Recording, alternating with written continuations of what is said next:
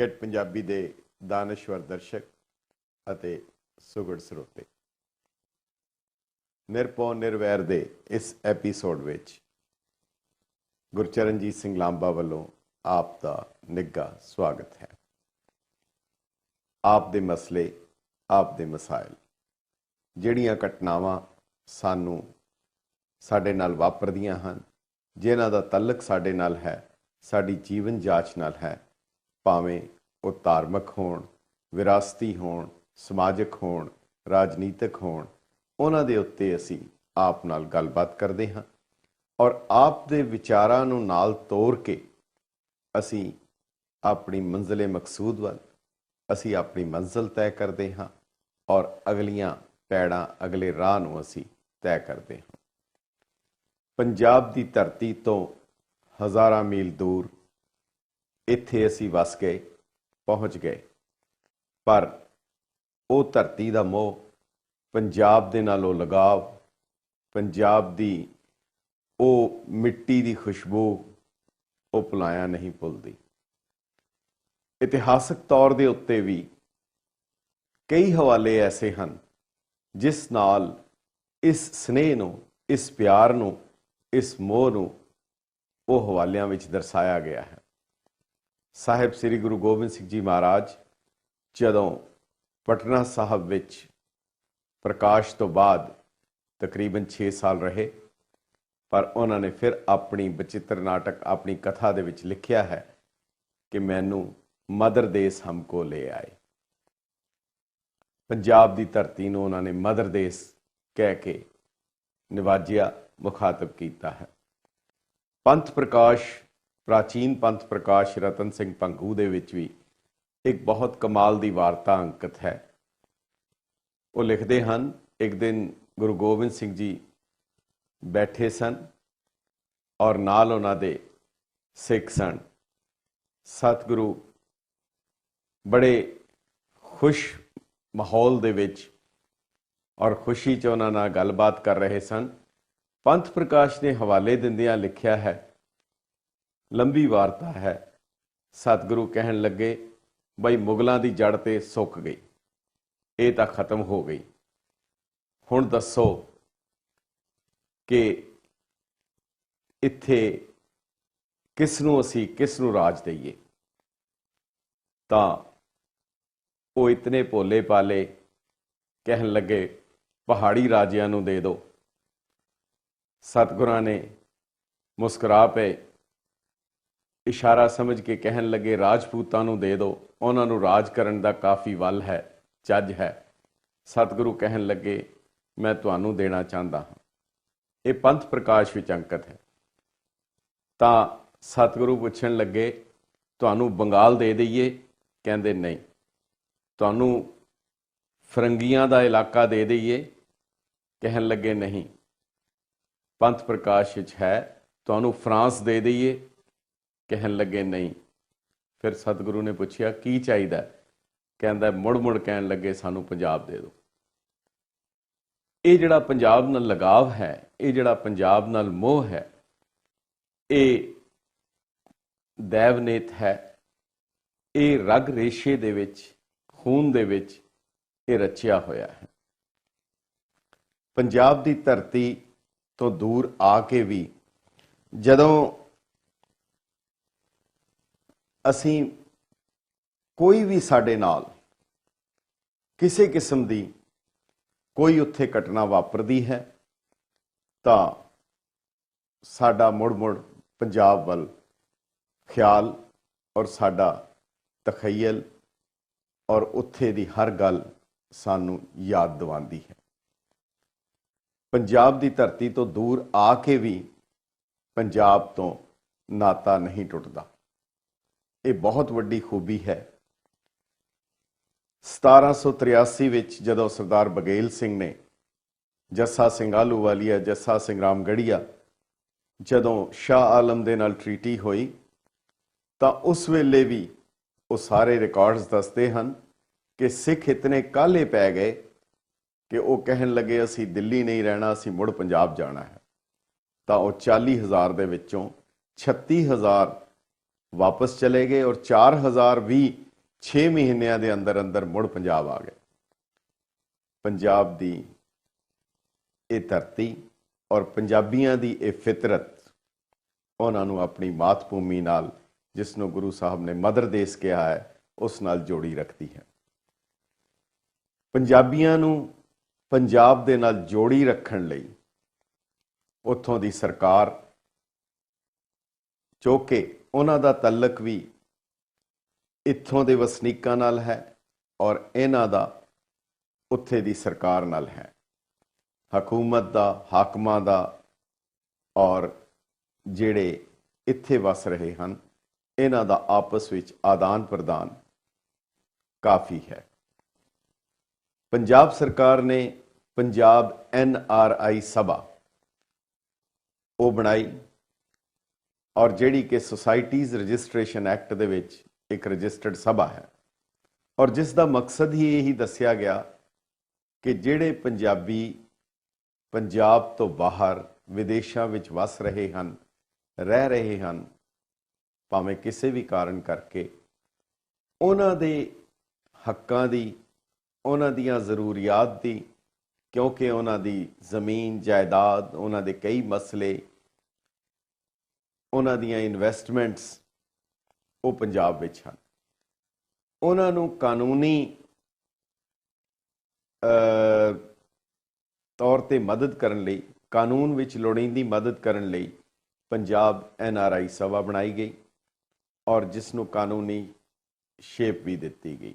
Societies registration act 1860 ਦੇ ਵਿੱਚ ਉਹ ਸਭਾ ਰਜਿਸਟਰਡ ਕਰਾਈ ਗਈ ਔਰ ਜਿਹੜੀ ਕਿ ਹੁਣ ਕਾਫੀ ਵੱਡਾ ਇੱਕ ਅਦਾਰਾ ਬਣ ਚੁੱਕੀ ਹੈ ਔਰ ਜਿਸ ਦੀ ਆਪਣੀ ਸਾਖ ਹੈ ਔਰ ਕਾਫੀ ਵੱਡੀ ਤਾਕਤ ਹੈ। ਸੋ ਜਿਉਂ-ਜਿਉਂ ਉਸ ਦਾ ਰੂਪ ਵੱਧਦਾ ਗਿਆ, ਕੁਦਰਤੀ ਤੌਰ ਦੇ ਉੱਤੇ ਆਮ ਲੋਕਾਂ ਦਾ ਵੀ, ਆਮ ਪੰਜਾਬੀਆਂ ਦਾ ਵੀ, ਬਾਹਰ ਵਸਦੇ ਪੰਜਾਬੀਆਂ ਦਾ ਉਸ ਨਾਲ ਤਲਕ ਵਧਣਾ ਸ਼ੁਰੂ ਹੋ ਗਿਆ। ਉਹ ਰਿਸ਼ਤਾ ਹੋਰ ਪੀੜਾ ਹੁੰਦਾ ਗਿਆ।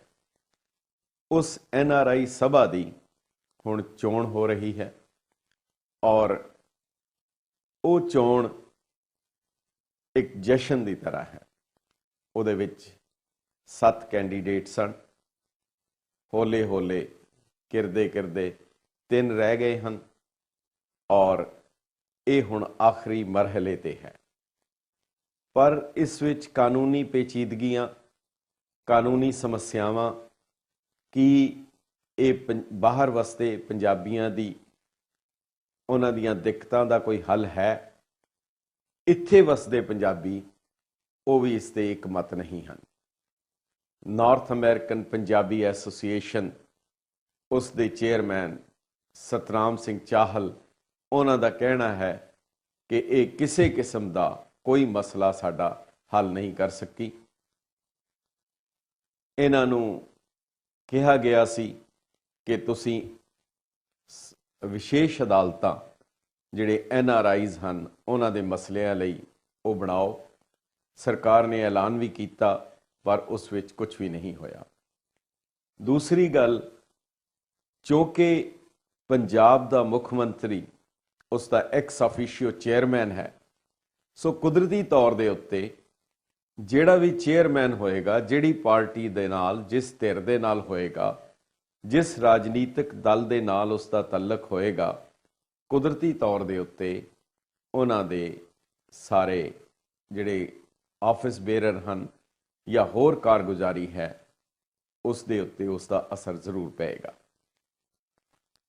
ਸੋ ਇਸ ਸਾਰੇ ਮਸਲੇ ਦੇ ਉੱਤੇ ਕਿ ਕਾਨੂੰਨੀ ਪ੍ਰਕਿਰਿਆ ਕੀ ਹੈ, ਇਲੈਕਸ਼ਨ ਦੇ ਵਿੱਚ ਕਿਹੜੇ ਮੁੱਦੇ ਹਨ ਔਰ ਕਿਉਂਕਿ ਬਹੁਤ ਗੰਭੀਰ ਇਸ ਦੀ ਕਨਸਟੀਟਿਊਸ਼ਨ ਦੇ ਉੱਤੇ, ਮੁੱਢਲੇ ਤੌਰ ਦੇ ਉੱਤੇ ਕੀ ਇਹ ਇੱਕ ਸਰਕਾਰੀ ਅਦਾਰਾ ਹੈ ਜਾਂ ਗੈਰ ਸਰਕਾਰੀ ਅਦਾਰਾ ਹੈ। ਜੇ ਤਾਂ ਇਹ ਸਰਕਾਰੀ ਅਦਾਰਾ ਹੈ ਤਾਂ ਉਸ ਦੀਆਂ ਕੀ ਇੰਪਲੀਕੇਸ਼ਨਸ ਹਨ ਔਰ ਜੇਕਰ ਗੈਰ ਸਰਕਾਰੀ ਅਦਾਰਾ ਹੈ ਤਾਂ ਫਿਰ ਪੰਜਾਬ ਸਰਕਾਰ ਇਸ ਦੇ ਵਿੱਚ ਚੇਅਰਮੈਨ ਕਿੱਦਾਂ ਹੈ, ਉਹ ਇਸ ਦੀ ਚੋਣ ਕਿਉਂ ਕਰਾਉਂਦੇ ਹਨ।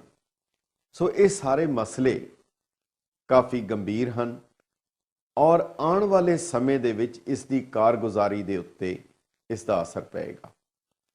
ਇਸ ਦੇ ਨਾਲ ਇੱਕ ਹੋਰ ਦੋ ਮਸਲੇ ਹੋਰ ਇਸ ਨਾਲ ਖੜੇ ਹੁੰਦੇ ਹਨ ਕਿ ਜਦੋਂ ਇਹਦੇ ਚੇਅਰਮੈਨ ਸਨ,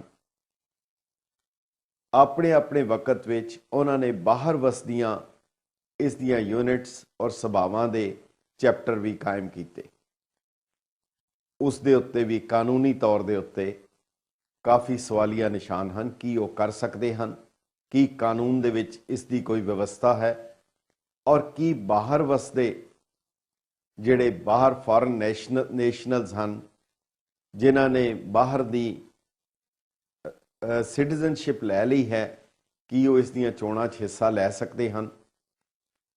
ਇਹ ਕਾਫੀ ਗੁੰਝਲਦਾਰ ਜੇ ਕਾਨੂੰਨੀ ਮਸਲੇ ਹਨ ਔਰ ਜਿਸ ਦਾ ਸਾਰਾ ਅਸਰ ਪੰਜਾਬ ਦੇ ਬਾਹਰ ਰਹਿ ਰਹੇ ਪੰਜਾਬੀਆਂ ਦੇ ਉਹਨਾਂ ਮਸਲਿਆਂ ਦੇ ਨਾਲ ਹੈ।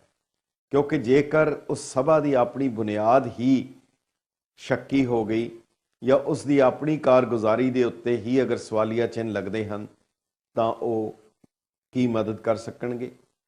ਔਰ ਇਸ ਦੇ ਨਾਲ ਇਹ ਵੀ ਹੈ ਕਿ ਉਹ ਕਿਹੜੇ ਮਸਲੇ ਹਨ, ਉਹ ਕਿਹੜੇ ਇਸ਼ੂਜ਼ ਹਨ ਜਿਨ੍ਹਾਂ ਦੇ ਲਈ ਉਹ ਕੋਸ਼ਿਸ਼ ਕਰਨ ਜਾਂ ਉਹ ਕਰ ਸਕਦੇ ਹਨ। ਇਸ ਦੇ ਨਾਲ ਹੀ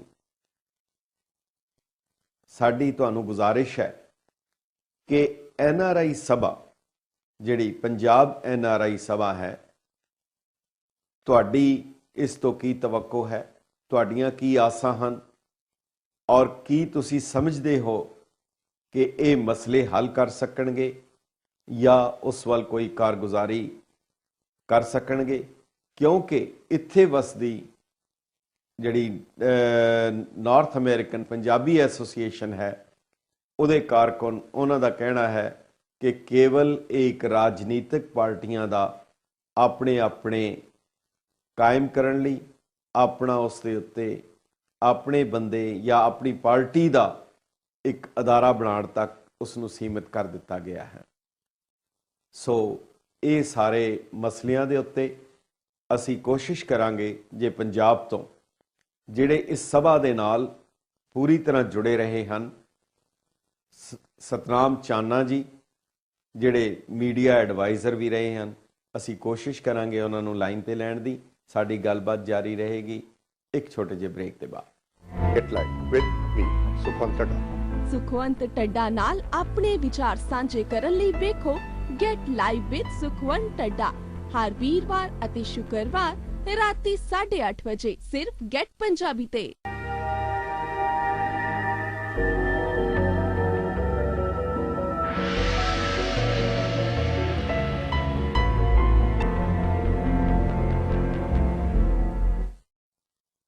ਗੈਟ ਪੰਜਾਬੀ ਦੇ ਦਾਨਸ਼ਵਰ ਦਰਸ਼ਕਾਂ ਦਾ ਬ੍ਰੇਕ ਦੇ ਬਾਅਦ ਮੁੜ ਨਿੱਘਾ ਸਵਾਗਤ ਹੈ। ਪੰਜਾਬ NRI ਸਭਾ ਜਦੋਂ ਕਮਿਸ਼ਨਰ ਜਲੰਧਰ ਡਿਵੀਜ਼ਨ ਦੇ ਦਫ਼ਤਰ ਵਿੱਚ ਸ਼ੁਰੂ 'ਚ ਜਦੋਂ ਇਹ ਕਾਇਮ ਹੋਈ ਸੀ ਤਾਂ ਬਹੁਤ ਛੋਟੇ ਜਿਹੇ ਕਮਰੇ ਦੇ ਵਿੱਚ ਇਹਨਾਂ ਦਾ ਦਫ਼ਤਰ ਸੀ ਔਰ ਪਰ ਹੁਣ ਇੱਕ ਕਾਫੀ ਵੱਡੇ ਅਦਾਰੇ ਦੇ ਤੌਰ ਦੇ ਉੱਤੇ ਆਪਣੀ ਇਮਾਰਤ ਔਰ ਆਪਣੀ ਦਿੱਖ ਲੈ ਕੇ ਇਹ ਕਾਇਮ ਹੈ। ਇਸ ਸਭਾ ਦੇ ਨਾਲ ਸ਼ੁਰੂ ਤੋਂ ਜੁੜੇ ਰਹੇ ਮੀਡੀਆ ਐਡਵਾਈਜ਼ਰ ਸਤਨਾਮ ਚਾਨਾ ਜੀ ਸਾਡੀ ਖੁਸ਼ਕਿਸਮਤੀ ਹੈ ਕਿ ਸਾਡੇ ਨਾਲ ਲਾਈਨ ਦੇ ਉੱਤੇ ਹਨ, ਜਿਹੜੇ ਇਸ ਦੇ ਅੰਦਰੂਨੀ ਔਰ ਬਾਹਰਲੀ ਸਾਰੇ ਹਾਲਾਤ ਨੂੰ ਚੰਗੀ ਤਰ੍ਹਾਂ ਜਾਣਦੇ ਹਨ। ਅਸੀਂ ਉਹਨਾਂ ਨਾਲ ਗੱਲਬਾਤ ਕਰਾਂਗੇ ਕਿ ਉਹ ਸਾਨੂੰ ਇਸ ਸਭਾ ਦੀ ਕਾਰਗੁਜ਼ਾਰੀ ਔਰ ਸਾਡੀ ਮਦਦ ਕਿਵੇਂ ਹੋ ਸਕਦੀ ਹੈ, ਕੀ ਕੀਤੀ ਜਾ ਸਕਦੀ ਹੈ, ਇਹਦੇ ਬਾਰੇ ਦੱਸਣਗੇ। ਚਾਨਾ ਜੀ, ਤੁਹਾਡਾ ਗੈਟ ਪੰਜਾਬੀ ਪ੍ਰੋਗਰਾਮ ਵਿੱਚ ਸ਼ਾਮਲ ਹੋਣ ਲਈ ਬਹੁਤ-ਬਹੁਤ ਧੰਨਵਾਦ ਔਰ ਤੁਹਾਡਾ ਨਿੱਘਾ ਸਵਾਗਤ ਹੈ। ਤੁਹਾਡਾ ਵੀ ਬੜਾ ਧੰਨਵਾਦ ਕਰਦਾ ਮੈਂ ਲਾਂਬਾ ਜੀ। ਜੀ ਜੀ ਜੀ ਚਾਨਾ ਜੀ, ਸਭ ਤੋਂ ਪਹਿਲਾਂ ਤਾਂ ਬਹੁਤ ਮੁਖਤਸਰ ਬੜਾ ਸੰਖੇਪ ਵਿੱਚ ਤੁਸੀਂ ਦੱਸੋ, ਜਦੋਂ ਇਹ ਸ਼ੁਰੂ 'ਚ ਬਣੀ ਸੀ, ਤੁਸੀਂ ਉਸ ਵੇਲੇ ਤੋਂ ਇਹਦੇ ਨਾਲ ਜੁੜੇ ਰਹੇ, ਉਸ ਵੇਲੇ ਦੇ ਹੁਣ ਵੇਲੇ ਦੇ ਇਹਦਾ ਬਹੁਤ ਚੰਦ ਸਤਰਾਂ ਦੇ ਵਿੱਚ ਇਹਦਾ ਇਤਿਹਾਸ ਔਰ ਇਹਦਾ ਚਿਹਰਾ ਮੋਹਰਾ ਜਿਹੜਾ ਤਬਦੀਲ ਹੋਇਆ, ਉਹਦੇ ਬਾਰੇ ਸਾਡੇ ਦਰਸ਼ਕਾਂ ਨੂੰ ਤੁਸੀਂ ਜਾਣਕਾਰੀ ਦੇ ਸਕੋ।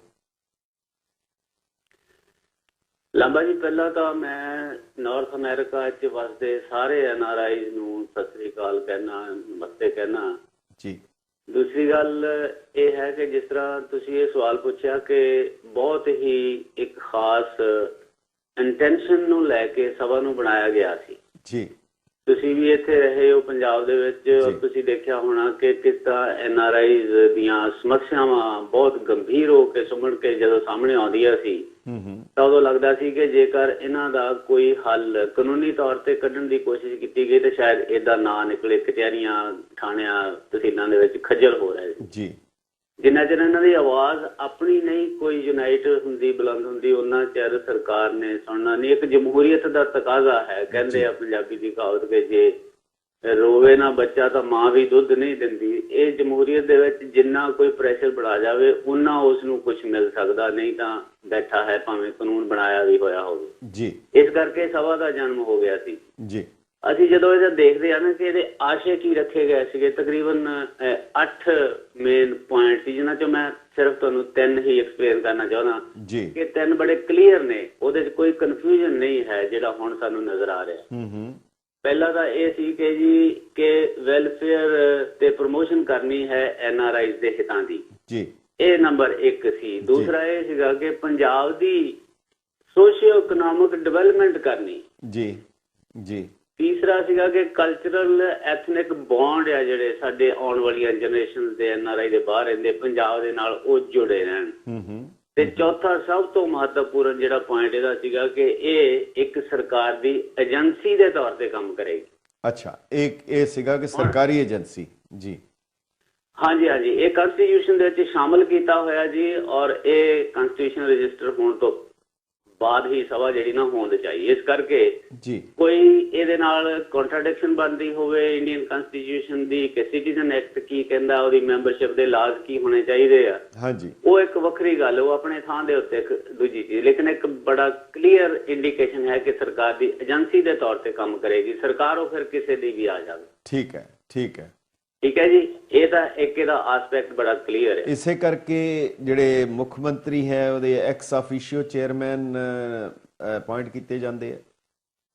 ਨਹੀਂ, ਅਪਾਇੰਟ ਨੇ ਜੀ, ਉਹ ਕਨਸਟੀਟਿਊਸ਼ਨਲ ਪੋਸਟ ਹੈ ਜੀ NRI ਸਭਾ ਦੀ। ਮਤਲਬ ਉਹ ਜਿਹੜੇ ਹੈ ਬਾਈ ਉਹਨਾਂ ਦੇ ਅਹੁਦੇ ਦੇ ਤੌਰ ਤੇ ਇਸ ਦੇ ਚੇਅਰਮੈਨ ਹੁੰਦੇ ਆ।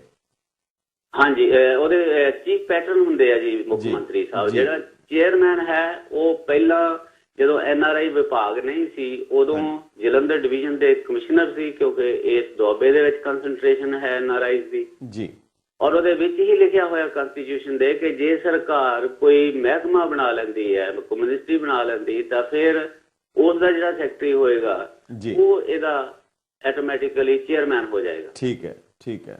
ਤੋ ਇਸ ਕਰਕੇ ਪਹਿਲਾਂ ਤੋਂ ਹੀ ਬੜਾ ਕਲੀਅਰ ਆ ਕਿ ਸਰਕਾਰ ਦੀ ਇੱਕ ਏਜੰਸੀ ਆ, ਸਰਕਾਰ ਇਹਦਾ 'ਚ ਰੋਲ ਅਦਾ ਕਰੇਗੀ ਔਰ NRIs ਦੇ ਮਸਲੇ ਹੱਲ ਕਰਨ ਦੇ ਨਾਲ ਨਾਲ ਪੰਜਾਬ ਦੀ ਡਿਵੈਲਪਮੈਂਟ ਦਾ ਏਜੰਡਾ ਜਿਹੜਾ ਨਾ ਉਹ ਸਾਹਮਣੇ।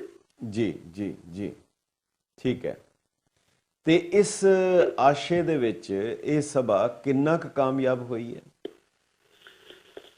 ਜਿੱਥੋਂ ਤੱਕ ਅਸੀਂ ਇਹਦੀ ਕਾਮਯਾਬੀ ਦੀ ਗੱਲ ਕਰਦੇ ਹਾਂ ਜੀ ਕਿ ਪਿਛਲੇ ਕੁਝ ਸਾਲਾਂ ਨੂੰ ਜੇ ਛੱਡ ਦਈਏ, ਹੋਣ ਵਾਲੇ ਜਿਹੜੇ ਰੀਸੈਂਟ ਹੈਗੇ ਆ ਜੀ, ਜਦੋਂ ਜਿਸ ਜੋਸ਼ੋ ਖਰੋਸ਼ ਦੇ ਨਾਲ ਇਹ ਸ਼ੁਰੂ ਹੋਈ ਸੀ ਨਾ, ਉਸ ਤਰ੍ਹਾਂ ਕੰਮ ਵੀ ਹੋਏ। ਅੱਛਾ। ਔਰ ਕੰਮ ਮੈਂ ਜੇ ਤੁਹਾਨੂੰ ਥੋੜਾ ਜਿਹਾ ਟਾਈਮ ਜ਼ਿਆਦਾ ਨਹੀਂ ਲਾਉਂਦਾ, ਮੈਂ ਜਿਸ ਤਰ੍ਹਾਂ ਹੈ ਕਿ ਬੜਾ ਮਹੱਤਵਪੂਰਨ ਸੀਗਾ। ਇਹ ਤਾਂ ਗੱਲ ਇਹ ਆ ਕਿ ਮਸਲੇ ਜਿਹੜੇ ਖੜੇ ਹੋਏ ਸੀ ਨਾ NRIs ਦੇ, ਹਾਂਜੀ, ਉਹਨਾਂ ਦੇ ਆਪਣੇ ਭੈਣਾਂ ਭਰਾਵਾਂ ਨੇ, ਰਿਸ਼ਤੇਦਾਰਾਂ ਨੇ ਹੀ ਖੜੇ ਕੀਤੇ ਹੋਏ ਸੀ। 90% ਕੇਸਿਸ ਹੈ ਜਿਹੜੇ ਉਹਨਾਂ ਦੇ ਜੀ, ਉਹ ਆਪਣੇ ਰਿਸ਼ਤੇਦਾਰਾਂ ਦੇ ਨਾਲ ਉਲਝੇ ਹੋਏ ਆ, ਭੈਣਾਂ ਭਰਾਵਾਂ ਨਾਲ ਉਲਝੇ ਹੋਏ ਆ, ਪ੍ਰਾਪਰਟੀ ਦੇ ਮਸਲੇ ਆ ਜ਼ਿਆਦਾ। ਹਾਂਜੀ ਹਾਂਜੀ। ਔਰ ਉਹਦੇ ਵਿੱਚ ਫਿਰ ਇਹ ਸੀਗਾ ਕਿ ਕਾਨੂੰਨ ਉਹਨਾਂ ਦਾ ਸਾਥ ਨਹੀਂ ਦੇ ਰਿਹਾ ਸੀ। ਹਾਂਜੀ, ਕਾਨੂੰਨ ਐਸਾ ਹੈ ਜੇ ਉਹ ਕਿਰਾਏ ਤੇ ਦੇ ਜਾਵੇ ਤਾਂ ਤੁਸੀਂ ਕਿਰਾਏ ਤੇ ਇੰਡੀਆ ਦੇ ਵਿੱਚ ਛੁਡਾ ਹੀ ਨਹੀਂ ਸਕਦੇ ਜੇ ਕਿਰਾਏਦਾਰ ਕਿਰਾਇਆ ਦੇਈ ਜਾਵੇ ਤਾਂ। ਜੀ ਜੀ ਜੀ। ਔਰ ਇਹ ਇੱਕ ਕਰੋੜਾਂ ਰੁਪਏ ਦੀਆਂ ਪ੍ਰਾਪਰਟੀਜ਼ ਅੱਜ ਵੀ ਸੈਂਕੜੇ ਰੁਪਇਆਂ ਤੇ ਕਿਰਾਏ ਤੇ ਚੜੀਆਂ ਹੋਈਆਂ, ਕੋਈ ਛੁਡਾ ਨਹੀਂ ਸਕਦਾ। ਜੀ ਜੀ ਜੀ। ਇਸ ਕਰਕੇ NRIs ਦੇ ਵਾਸਤੇ ਇਹ ਸੀ ਕਿ ਕਾਨੂੰਨ ਕਿਸ ਤਰ੍ਹਾਂ ਹੈਲਪ ਕਰੇ। ਤੇ ਕਾਨੂੰਨ ਬਣਾਉਣ ਦੇ ਲਈ ਤੁਹਾਨੂੰ ਪਤਾ ਕਿ ਡੈਮੋਕ੍ਰੇਸੀ ਦੇ ਵਿੱਚ ਇੱਕ ਮੂਵਮੈਂਟ ਖੜੀ ਕਰ, ਇੱਕ ਹੱਲਾ ਕਰਨਾ ਪੈਂਦਾ ਕਿ ਜੀ ਅਸੀਂ ਸਾਡੀਆਂ ਸਮੱਸਿਆਵਾਂ ਸਾਡੇ ਲਈ ਕੁਝ ਕਰੋ ਜੀ। ਔਰ ਸਰਕਾਰ ਤਾਂ ਧਿਆਨ ਦਿੰਦੀ ਹੈ। ਸਰਕਾਰ ਕੋਲ ਨਾ ਇੰਨਾ ਟਾਈਮ ਹੁੰਦਾ, ਨਾ ਸਰਕਾਰ ਦਾ ਇਰਾਦਾ ਹੀ ਹੁੰਦਾ ਕਿ ਜੇ ਕੋਈ ਕਿਸੇ ਨੂੰ ਤਕਲੀਫ ਹੀ ਨਹੀਂ ਹੈ ਤਾਂ ਉਹਨੂੰ ਕੀ ਸੁਣਨ ਦੀ ਜ਼ਰੂਰਤ ਹੈ। ਇਸ ਕਰਕੇ NRI ਸਭਾ ਨੇ ਜਿਹੜੀ ਕੰਪੇਨ ਕੀਤੀ ਉਹਦੇ ਚੋਂ 3-4 ਚੀਜ਼ਾਂ ਨਿਕਲੀਆਂ ਜਿਹੜੀਆਂ ਬੜੀਆਂ ਮਹੱਤਵਪੂਰਨ ਹੈ। ਇੱਕ ਤੇ ਰੈਂਟ ਐਕਟ ਜਿਹੜਾ ਨਾ ਉਹ ਅਮੈਂਡ ਹੋ ਗਿਆ, ਬਿਲਕੁਲ ਹੋਇਆ, ਔਰ ਉਹਦਾ ਕਾਫੀ ਫਾਇਦਾ ਵੀ ਹੋਇਆ ਜੀ। ਹਾਂ 13-20 ਜਿਹਨੂੰ ਕਹਿੰਦੇ ਆ, ਉਹਦੇ ਚ ਹੁਣ NRI ਪਹਿਲਾਂ ਇਹ ਸੀਗਾ ਕਿ ਇੱਕ ਪ੍ਰਾਪਰਟੀ ਇੱਕ ਪ੍ਰੀਮਿਸਿਸ ਆਪਣਾ ਛੁਡਵਾ ਸਕਦਾ ਸੀ। ਹੁਣ ਰੀਸੈਂਟਲੀ ਇਹਨਾਂ ਦਿਨਾਂ ਦੇ ਵਿੱਚ ਸਰਕਾਰ ਨੇ ਕਰ ਦਿੱਤਾ ਕਿ ਜਿੰਨੇ ਵੀ ਪ੍ਰੀਮਿਸਿਸ ਉਹਦੇ ਚੜੇ ਹੋਏ ਕਿਰਾਏ ਤੇ ਉਹ ਸਾਰੇ ਛੁਡਾ ਸਕਦਾ। ਠੀਕ ਹੈ, ਠੀਕ ਹੈ, ਠੀਕ ਹੈ। ਦੂਸਰਾ ਐਕਟ ਸੀ ਟੈਨੈਂਸੀ ਐਕਟ ਦੇ ਵਿੱਚ ਅਮੈਂਡਮੈਂਟ ਹੋਈ ਕਿ ਪਹਿਲਾਂ ਕਿਸੇ ਦੀ ਕੋਈ ਜ਼ਮੀਨ ਵਾਹੀ ਜਾ ਰਿਹਾ ਬੜੀ ਦੇਰ ਤੋਂ ਉਹਨੂੰ ਛਡਵਾਉਣਾ ਬੜਾ ਔਖਾ ਸੀ। ਹਾਂਜੀ। ਔਰ ਜਦੋਂ ਇਹ ਵੀ ਐਕਟ ਜਿਹੜਾ ਨਾ ਪਾਸ ਕਰ ਦਿੱਤਾ ਸਰਕਾਰ ਨੇ। ਠੀਕ ਹੈ। ਇਹ ਦੋ ਮਹੱਤਵਪੂਰਨ ਐਕਟ ਜਿਹੜੇ ਹੁਣ ਇਹ ਕਿ ਡਿਲੇ ਹੁੰਦਾ ਕੀ ਹੁੰਦਾ, ਮੈਂ ਤੁਹਾਨੂੰ 2 ਐਗਜ਼ਾਮਪਲ ਦੇਣੀਆਂ ਚਾਹੁੰਦਾ ਕਿ ਜਦੋਂ ਇਹ ਐਕਟ ਬਣਿਆ ਹੀ ਉਦੋਂ ਪਹਿਲਾ ਕੇਸ ਜਿਹੜਾ ਡਿਸਾਈਡ ਹੋਇਆ ਗੜਸ਼ੰਕਰ ਦੀ ਅਦਾਲਤ ਨੇ ਕੀਤਾ ਸੀ ਔਰ 27 ਦਿਨਾਂ ਦੇ ਵਿੱਚ ਕੰਪਲੀਟ ਕਰ ਦਿੱਤਾ। ਠੀਕ ਹੈ। ਔਰ ਹੁਣ ਸਾਲਾਂ ਦੇ ਵਿੱਚ ਦੇ ਚੱਕਰ ਦੇ ਵਿੱਚ ਪੈ ਗਿਆ ਕਿਉਂਕਿ ਇੱਕ ਜਿਹੜਾ ਸਮਰੀ ਟ੍ਰਾਇਲ ਦਾ ਇਹਨਾਂ ਨੇ ਉਹਦੇ ਚ ਪਾਇਆ ਸੀ ਕਿ ਸਮਰੀ ਟ੍ਰਾਇਲ ਦੇ ਨਾਲ ਹੋਏਗਾ, ਉਹ ਸਮਰੀ ਨੂੰ ਡਿਫਾਈਨ ਨਹੀਂ ਕੀਤਾ ਗਿਆ ਕਿ ਇਹ 6 ਮਹੀਨੇ ਆ ਕਿ ਇਹ 6 ਸਾਲ ਆ। ਔਰ ਉਸ ਤਰ੍ਹਾਂ ਲੰਕਦੇ ਜਾਂਦੇ ਕੇਸ। ਇਸੇ ਤਰ੍ਹਾਂ ਹੀ ਪਹਿਲਾ ਕੇਸ ਜਿਹੜਾ ਡਿਸਾਈਡ ਹੋਇਆ ਸੀ ਨਕੋਦਰ ਤਹਿਸੀਲ ਦਾ ਸੀ, ਟੈਨੈਂਸੀ ਦਾ 25 ਏਕੜ ਦਾ ਰਕਬਾ ਸੀ ਜਿਹੜਾ ਬਹੁਤ ਸਾਲਾਂ ਤੋਂ ਛਡਾਇਆ ਨਹੀਂ ਜਾਂਦਾ, ਲੇਕਿਨ ਉਹ ਛਡਾ ਕੇ ਦਿੱਤਾ ਗਿਆ। ਠੀਕ ਹੈ, ਠੀਕ ਹੈ। ਔਰ ਤੀਸਰੀ ਗੱਲ ਜਿਹੜੀ ਆ ਕਿ ਮਹੱਤਵਪੂਰਨ ਹੈ ਕਿ ਮੈਚਿੰਗ ਗ੍ਰਾਂਟ ਸਰਕਾਰ ਨੇ, ਕਿਉਂਕਿ ਪਿੰਡਾਂ ਦੇ ਵਿੱਚ ਇੰਨਾ ਪੈਸਾ ਲਾਇਆ। ਲਾਂਬਾ ਜੀ ਮੈਂ 577 ਪਿੰਡਾਂ ਦਾ ਸਰਵੇ ਕੀਤਾ ਸੀ ਕਿ ਸੋਸ਼ਲ ਡਿਵੈਲਪਮੈਂਟ ਪ੍ਰੋਜੈਕਟਸ ਦੇ ਉੱਤੇ ਕਿੰਨਾ ਪੈਸਾ ਲੱਗਿਆ NRI ਦਾ। ਹਾਂਜੀ, ਹਾਂਜੀ। ਮੈਂ ਇਹ ਬੜਾ ਯਕੀਨ ਨਾਲ ਕਹਿ ਸਕਦਾ ਕਿ ਸਰਕਾਰ ਸ਼ਾਇਦ ਇਹਨੇ ਨਾਲੋਂ ਪਿੱਛੇ ਹੀ ਹੋਵੇ ਜਿੰਨਾ ਆਪਣੇ ਆਪ ਲੋਕਾਂ ਨੇ ਪੈਸਾ ਲਾ ਕੇ ਡਿਵੈਲਪਮੈਂਟ ਕੀਤੀ ਪਿੰਡਾਂ ਦੀ। ਉਹਦੇ ਤੋਂ ਸਰਕਾਰ ਨੇ ਮੈਚਿੰਗ ਗ੍ਰਾਂਟ ਕੇ ਜਿੰਨਾ NRI ਪੈਸਾ ਲਾਣਗੇ ਆਪਣੇ ਪਿੰਡ ਦੀ ਡਿਵੈਲਪਮੈਂਟ ਦੇ ਉੱਤੇ ਉਹਨਾਂ ਅਸੀਂ ਵੀ ਦੇ ਦੇਵਾਂਗੇ ਜੀ। 50-50 ਦਾ ਹੋ ਗਿਆ ਸੀ ਜੀ। ਇਸ ਤਰ੍ਹਾਂ ਸ਼ੁਰੂ ਚ ਹੀ ਨਾ ਹੋਵੇ NRI ਲੰਬਰਦਾਰ ਲਗਾਉਣ ਦਾ ਪਾਸ ਕਰ ਦਿੱਤਾ ਕਾਨੂੰਨ। ਸਪੈਸ਼ਲ ਕੋਰਟਸ ਬਣਾ ਦਿੱਤੀਆਂ ਨੇ ਪੰਜਾਬ ਦੇ ਵਿੱਚ ਤੇ NRI ਪੁਲਿਸ ਸਟੇਸ਼ਨ ਬਣਾ। ਇਹ ਕਿੰਨਾ ਕੰਮ ਕਰਦੇ, ਕਿੰਨਾ ਫੰਕਸ਼ਨ ਕਰਦੇ, ਇਹ ਇੱਕ ਵੱਖਰਾ ਆਪਣੀ ਥਾਂ ਤੇ ਮਸਲਾ ਹੈ ਜੀ ਜੀ ਜੀ। ਔਰ ਇਹ ਚੀਜ਼ਾਂ ਜਿਹੜੀਆਂ ਨਾ ਇਹਨਾਂ ਦਿਨਾਂ ਚ ਹੋਈਆਂ ਜੀ। ਫਿਰ ਹੁਣ ਇਹ ਆ ਕਿ ਜਦੋਂ NRI ਸਭਾ ਪੰਜਾਬ ਨੇ ਬਣਾਈ, ਪੰਜਾਬ ਨੂੰ ਇਹ ਕ੍ਰੈਡਿਟ ਜਾਂਦਾ ਕਿ ਇੰਡੀਆ ਵਿੱਚ ਕਿਤੇ ਵੀ ਨਾਮੋ ਨਿਸ਼ਾਨ ਨਹੀਂ ਸੀ ਇਸ ਤਰ੍ਹਾਂ ਦੀ ਕਿਸੇ ਆਰਗੇਨਾਈਜੇਸ਼ਨ ਦਾ ਜੀ। ਗਵਰਨਮੈਂਟ ਨੂੰ ਵੀ ਆਈਡੀਆ ਇੱਥੋਂ ਪੰਜਾਬ ਤੋਂ ਹੀ ਮਿਲਿਆ ਸੀ। ਉਹਦਾ ਸੈਕਟਰੀ ਆਇਆ ਸਾਡੇ ਨਾਲ ਮੀਟਿੰਗ ਕੀਤੀ, ਉਹਨਾਂ ਨੇ ਜਾ ਕੇ ਉਹਨਾਂ ਨੇ ਪ੍ਰਪੋਜ਼ ਕੀਤਾ ਤੇ ਫਿਰ ਉਹ NRI ਦਿਵਸ ਵਗੈਰਾ ਸਾਰਾ ਕੁਝ ਹਰ ਸਾਲ ਹੁਣ ਹੁੰਦਾ। ਠੀਕ ਹੈ, ਠੀਕ ਹੈ। ਇੱਕ ਜਾਗਰਤੀ ਵਾਲਾ ਜਿਹੜਾ ਜੇ ਅਸੀਂ ਐਸਪੈਕਟ ਦੇਖੀਏ ਤਾਂ ਇਹਦੀ ਇੱਕ ਇਮੈਂਸ ਕੰਟਰੀਬਿਊਸ਼ਨ ਹੈਗੀ NRI ਦਾ। ਹਾਂਜੀ, ਇੱਕ ਬਹੁਤ ਵੱਡੀ ਪਹਿਲ ਕੀਤੀ। ਹੁਣ ਇਹ ਵੱਖਰੇ ਮਾਮਲੇ ਆ ਜਿਹੜੇ ਹੁਣ ਖੜੇ ਹੁੰਦੇ ਆ ਜਿਨ੍ਹਾਂ ਬਾਰੇ ਅਸੀਂ ਗੱਲ ਕਰ ਸਕਦੇ ਹਾਂ ਬਾਅਦ ਵਿੱਚ। ਜੀ ਜੀ। ਮੈਂ ਇਹਦੇ ਚ ਚਾਨਣਾ ਸਾਹਿਬ ਇੱਕ ਦੋ ਜਿਹੜਾ ਮਸਲਾ ਇੱਕ ਹੋਰ ਜਿਹੜਾ NRIs ਦਾ ਉਹ ਕਾਫੀ ਹੈ ਕਿਉਂਕਿ ਬਾਹਰ ਜਿਹੜੇ ਵਸਦੇ ਸੀ। ਹਾਲਾਂ ਇਹ ਕੁਝ ਹੈਗੇ ਆ ਜਿਹੜੇ ਕਿ ਸੰਘ ਸਰਕਾਰ ਜਾਂ ਯੂਨੀਅਨ ਗਵਰਨਮੈਂਟ ਨਾਲ ਤਾਲੁਕ ਰੱਖਦੇ ਆ, ਜਿਹੜੇ ਸਿੱਧੇ ਪੰਜਾਬ ਸਰਕਾਰ ਨਾਲ ਨਹੀਂ ਤਾਲੁਕ ਰੱਖਦੇ।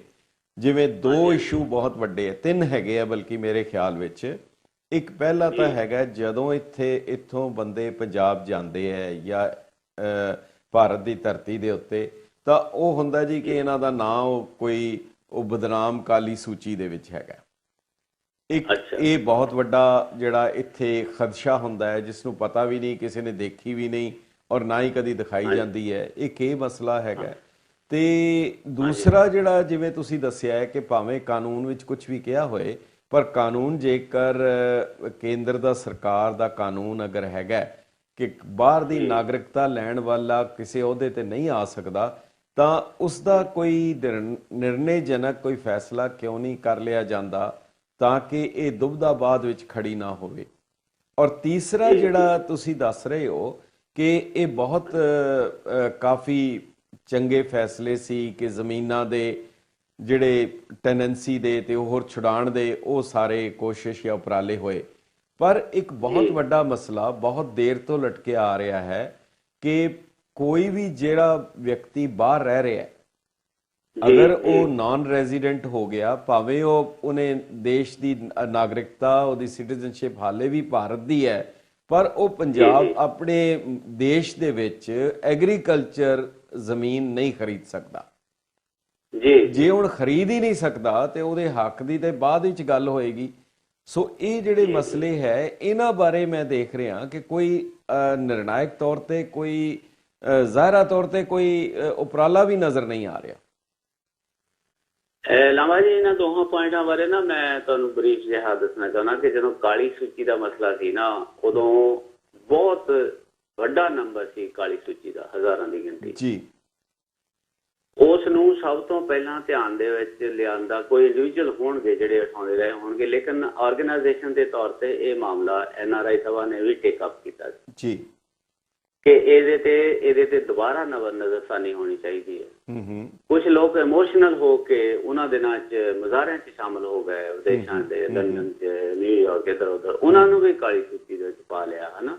ਕਿਸੇ ਤੋਂ ਕੁਝ ਗੱਲ ਕਹਿ ਹੋ ਗਈ ਔਰ ਉਹ ਜਾਂ ਕਹਿ ਦੀ ਹੋ ਗਈ, ਜੇ ਉਹਨੇ ਕਹੀ ਆ ਕੁਝ ਗੱਲ ਕਹਿ ਦੇਣ ਦੇ ਨਾਲ ਹੀ ਬੰਦਾ ਜਿਹੜਾ ਇਸ ਤਰ੍ਹਾਂ ਦੋਸ਼ੀ ਨਹੀਂ ਹੋ ਜਾਂਦਾ ਜੀ।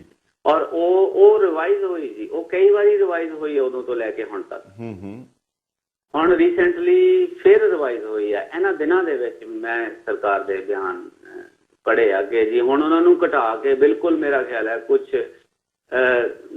40-45 ਦੇ ਆਸ-ਪਾਸ ਹੀ ਆ ਗਈ ਆ, ਜਿਹੜੀ ਕਿ 2200-2300 ਦੇ ਆਸ-ਪਾਸ ਤੁਰੀ ਫਿਰਦੀ ਜੀ। ਮੈਂ ਚਾਹਨਾ ਸਾਹਿਬ ਇੱਕ ਬ੍ਰੇਕ ਲੈਣਾ ਪਏਗਾ ਸਾਨੂੰ। ਤੁਸੀਂ ਬਹੁਤ ਅਹਿਮ ਦੱਸਿਆ ਹੈ ਜਿਹੜਾ ਕਿ ਉਹਦੀ ਗਿਣਤੀ ਦੱਸੀ ਹੈ 40-45 ਤੱਕ ਆ ਗਈ ਤੇ ਇਹ ਬਹੁਤ ਗੰਭੀਰ ਹੈ। ਇੱਕ ਛੋਟਾ ਜਿਹਾ ਬ੍ਰੇਕ ਲੈਣੇ ਆ, ਫਿਰ ਤੁਹਾਡੇ ਨਾਲ ਇਸ ਦੇ ਉੱਤੇ ਕੁਝ ਜਾਣਕਾਰੀ ਲਵਾਂਗੇ।